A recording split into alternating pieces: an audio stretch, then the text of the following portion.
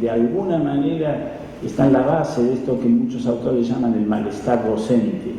Más allá de los temas de infraestructura, de los temas de salario, etc., hay algo, ¿no?, en esta situación, en esta cultura actual que nos deja en una situación donde nuestro papel como autoridad cultural está erosionado. Y esto tiene mucho que ver con uno de los rasgos fundamentales de la cultura de este nuevo capitalismo, que es la concentración en el presente.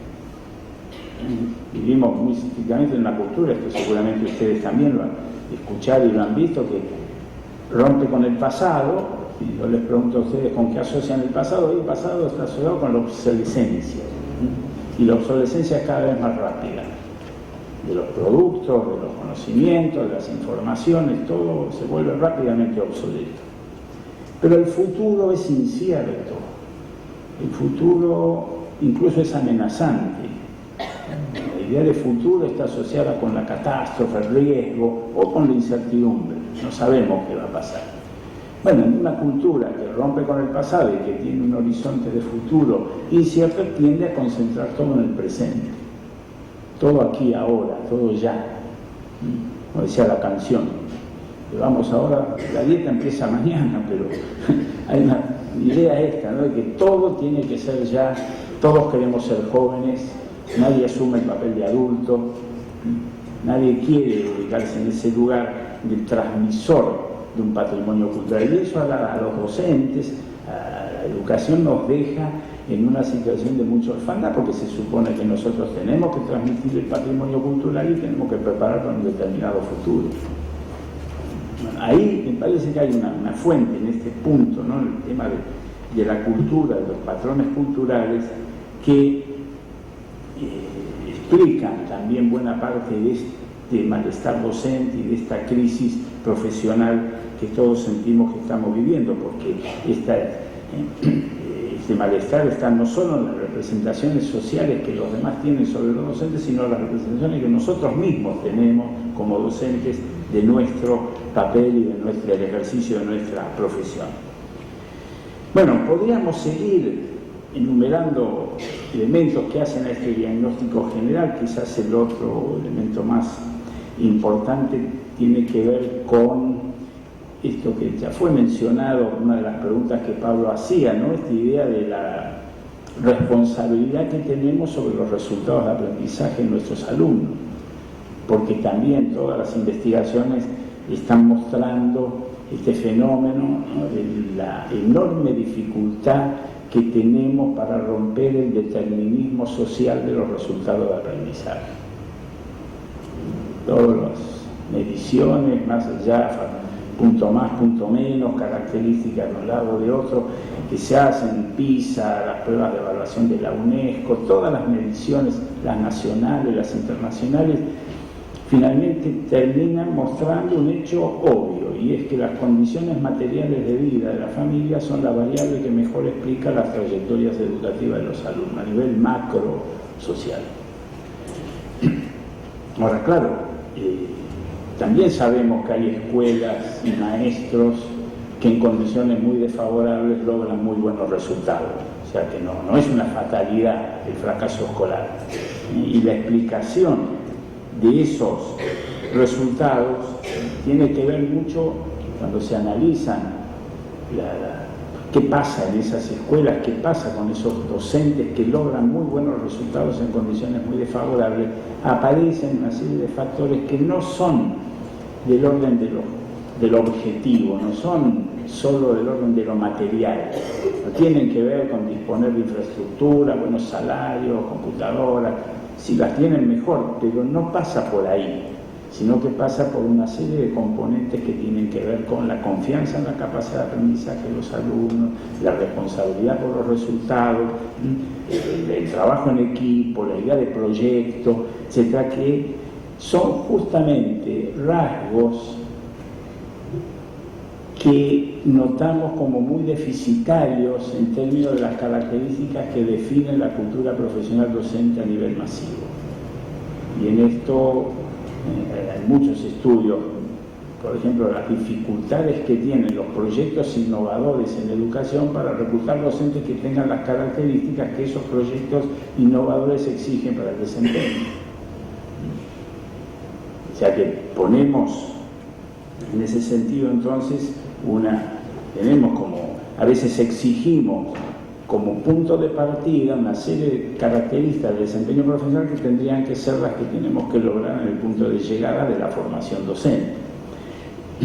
Esto hace que también tengamos necesidad de, yo diría, de echarle una mirada autocrítica a nuestro saber, al saber pedagógico.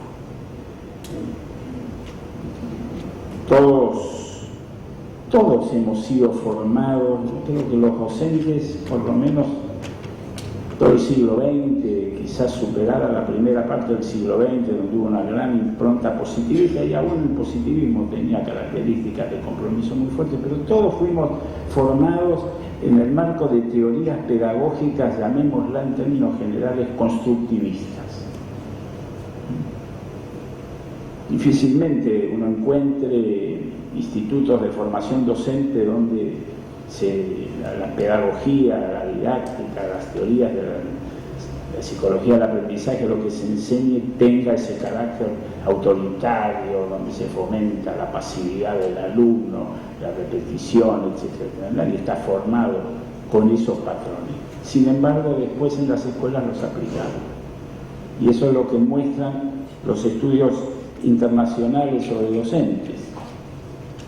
El más famoso es un estudio de la OCDE, el informe TARI, que cuando se pregunta a los docentes en el mundo entero qué piensan ellos sobre la pedagogía, las estrategias de enseñanza-aprendizaje, somos todos constructivistas. Ahora después cuando son unos estudios van a observar las prácticas de aula, somos mucho más tradicionales. Esta disociación entre lo que supuestamente decimos que pensamos y lo que hacemos es una de las características fundamentales del ejercicio de nuestra profesión a nivel mundial. Insisto, hay instituciones donde esto no pasa, estamos hablando de tendencias más generales del ejercicio de la profesión docente.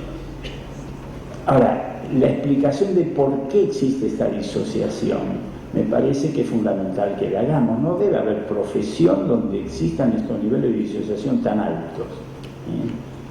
Ni los médicos ni los abogados tienen, no hay un acuerdo perfecto entre las teorías con las cuales se formaron y sus prácticas, pero esta disociación tan fuerte entre cómo uno es formado y lo que después va a hacer en su desempeño es uno de los rasgos más predominantes, más característicos de la profesión docente, que está llevando entonces a que tengamos necesidad de echarle una mirada a este problema no con esquemas defensivos, sino asumiendo un hecho que me atrevo a comentarlo aquí porque estamos entre educadores, un hecho que debemos admitir, y es el creciente desprestigio que está teniendo la pedagogía en el ámbito del mundo académico y profesional. Yo no sé si esto existe acá en Uruguay, y lo digo en mi país, ahora que estoy en la universidad de vuelta y trabajo con los profesores de las universidades, tratando de enfrentar un problema muy serio que es el fracaso que tienen en el acceso los jóvenes a la universidad. Nosotros tenemos un sistema de ingreso irrestricto a universidades públicas y gratuitas, y en el curso de ingreso y primer año, en promedio, fracasa el 60-70% de los estudiantes. Con lo cual, exagerando un poco la situación, les dije, mire, les estamos permitiendo que fracasen. O sea, la experiencia que realizan es la experiencia del fracaso escolar. ¿Y qué pasa entonces y cuando uno discute este tipo de problemas con profesores de ciencias duras, en las carreras de ingeniería, en las carreras de ciencias exactas, o aún en algunas carreras de ciencias sociales, hay una conciencia del problema, pero también una resistencia muy fuerte a escuchar lo que viene del ámbito de la pedagogía.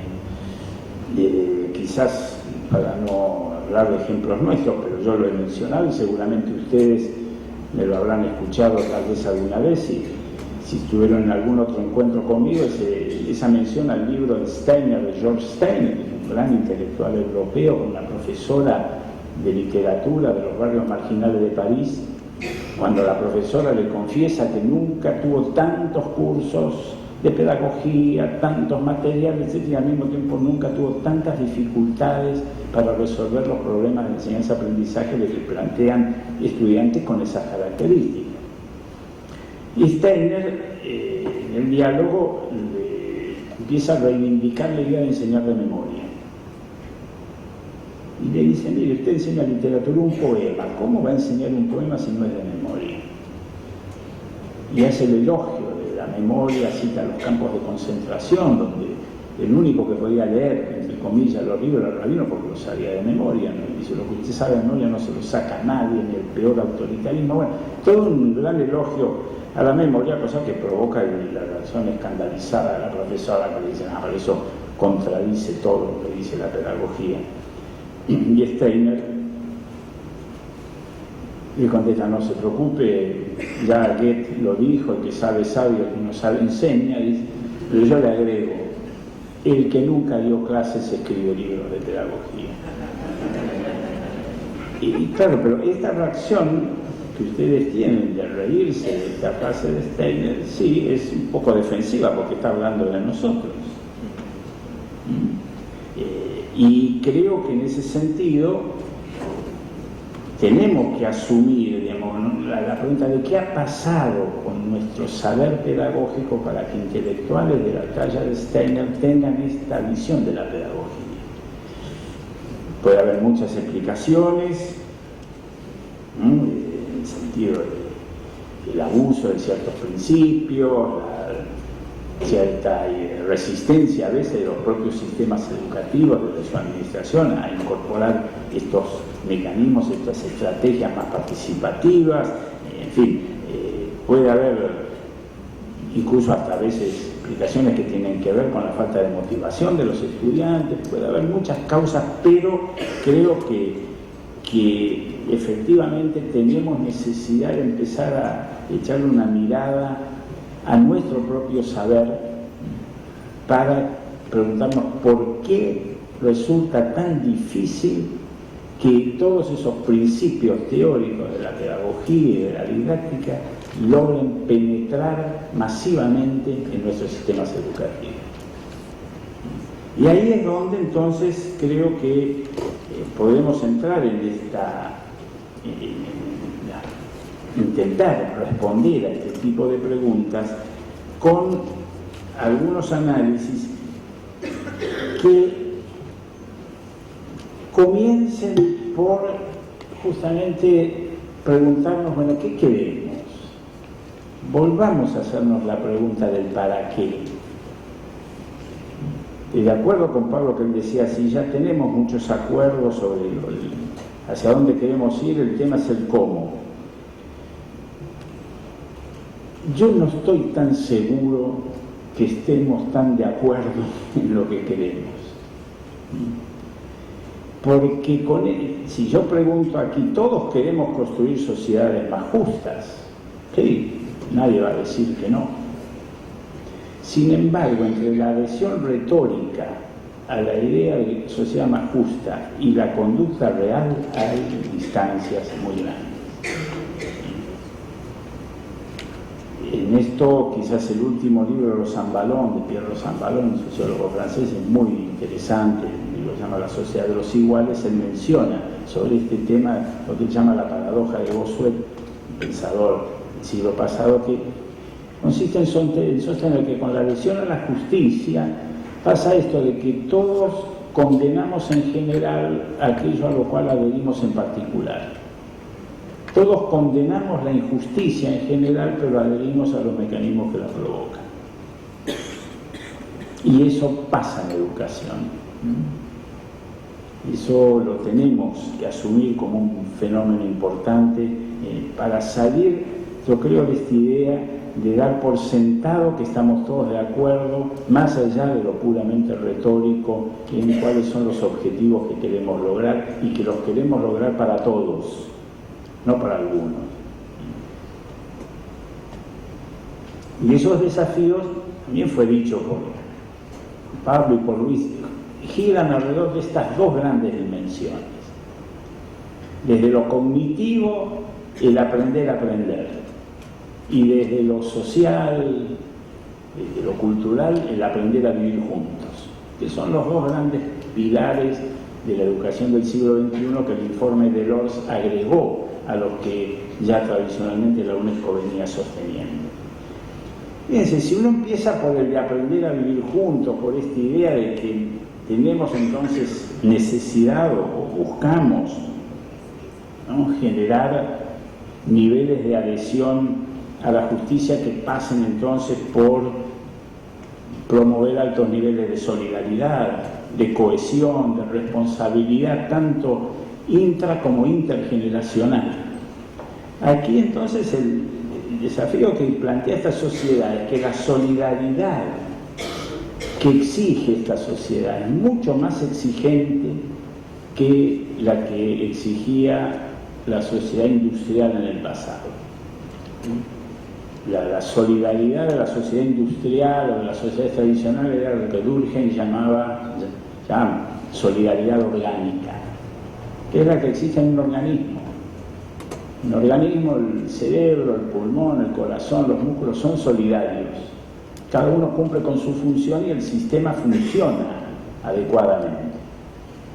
Pero no deciden ser solidarios. La solidaridad orgánica es mecánica, es automática.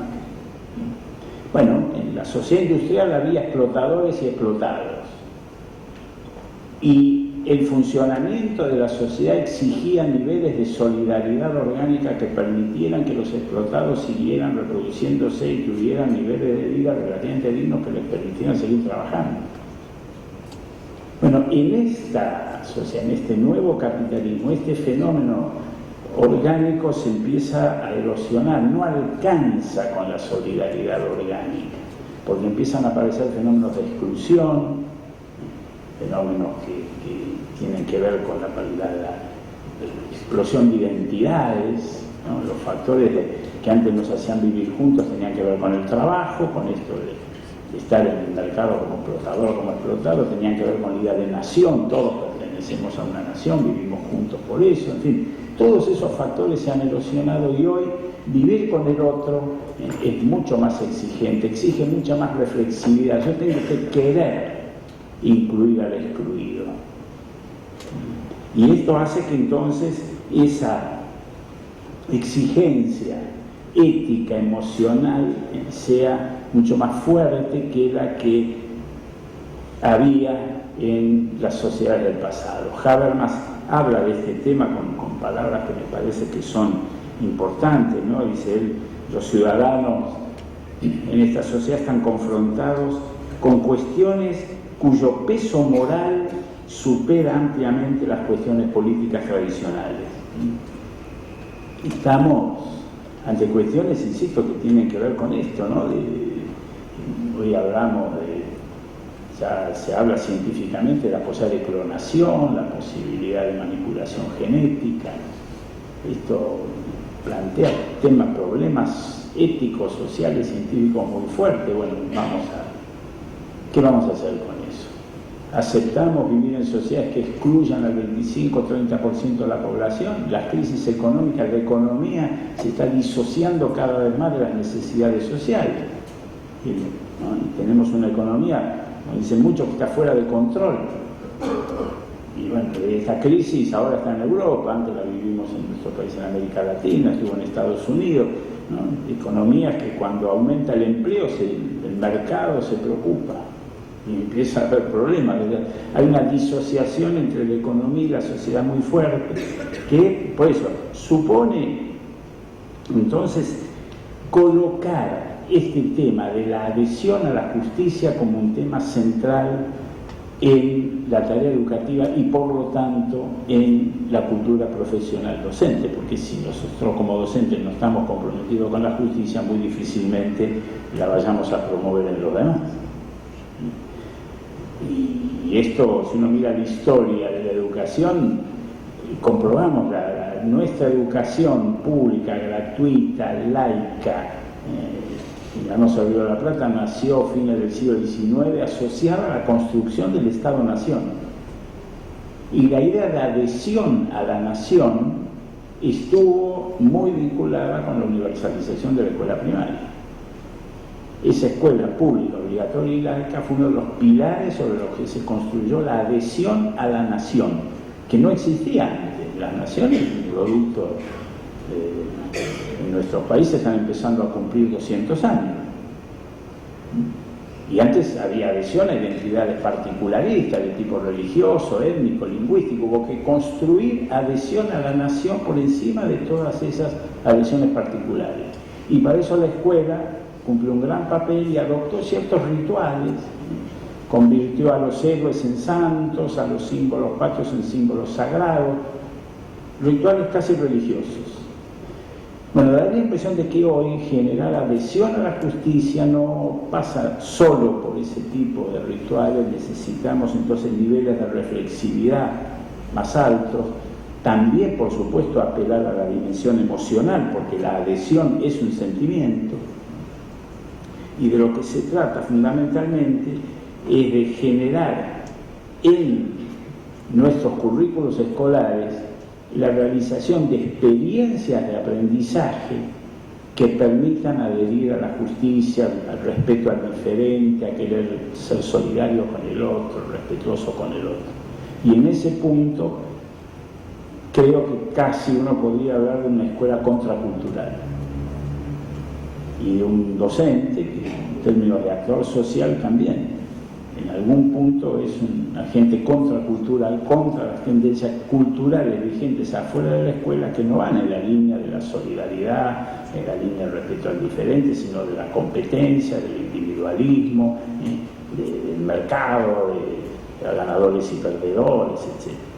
En fin, ahí tenemos, insisto, un tema fundamental que pasa por esta idea del compromiso con la justicia. Y esto supone enorme responsabilidad por los resultados, esto supone que de parte de los docentes esta idea de que no me sea indiferente si un alumno fracasa o no, porque lo que está claro es que la educación es una condición necesaria de la justicia social.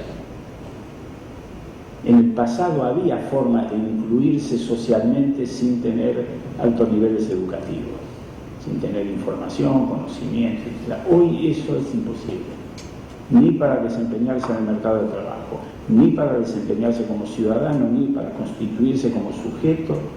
Lo podemos hacer si no estamos científicamente alfabetizados, si no estamos digitalmente alfabetizados, si no manejamos en profundidad el código de la lectura y la escritura, etc. Hoy el desempeño ciudadano exige conocimientos científicos. Todos los debates ciudadanos actuales, los más importantes, son debates cargados de información científica y técnica. Entonces, la educación, insisto, es la condición necesaria, no es suficiente. No es que solo con la educación, como decía, caso con la escuela sola no, pero sin la escuela seguro que no va a haber justicia social. Entonces, ahí es donde el docente como se convierte en un actor social, recupera su papel de actor social, de actor protagonista de la construcción de un tipo de sociedad, y no es un simple empleado público o un simple técnico profesional que hace su trabajo neutro socialmente. Ahora, esto obviamente ustedes comprenderán que esta opción por la justicia no es una opción científica o técnica, es una opción ética o política. Aquí no estamos obviamente discutiendo opciones que puedan ser más válidas o no científicamente. Ponemos opciones políticas, éticas, en el sentido más noble del término. Y ese compromiso con este tipo de valor me parece que hoy es fundamental, así como lo fue principios del siglo XX el compromiso con la construcción del Día de Nación que tuvieron nuestros maestros, los maestros normalistas de ese periodo. Y la otra línea del compromiso es con el conocimiento, que también implica hoy en día un elemento, la necesidad de una discusión muy profunda, porque por un lado, como ya también lo decía Luis, ¿no?, estamos en una sociedad donde el conocimiento se renueva a una velocidad enorme y además tenemos posibilidades de acceder a volúmenes impresionantes de información. No es lo mismo que conocimiento, pero estamos en un contexto en el cual el tema del conocimiento no ocupa el mismo lugar que ocupaba en el pasado. Y aquí entonces, claro que el papel del maestro, el papel de la educación, pasa a un nivel de mucho mayor complejidad, porque no se trata que no tengamos que transmitir información, claro que hay que seguir transmitiendo información, que es la que tenemos, pero sabiendo que esa información va a ser obsoleta rápidamente. De lo que se trata entonces es de transmitir información y además las operaciones cognitivas que están asociadas a la producción y al acceso a esa información, o lo que Perkins y muchos de los teóricos del currículum llaman metacurrículum. Las opciones metacurriculares, la metacognición como concepto importante. Aquí, bueno, hay mucho para discutir, mucho para experimentar alrededor de esta idea de aprender a aprender, de enseñar el oficio de aprender.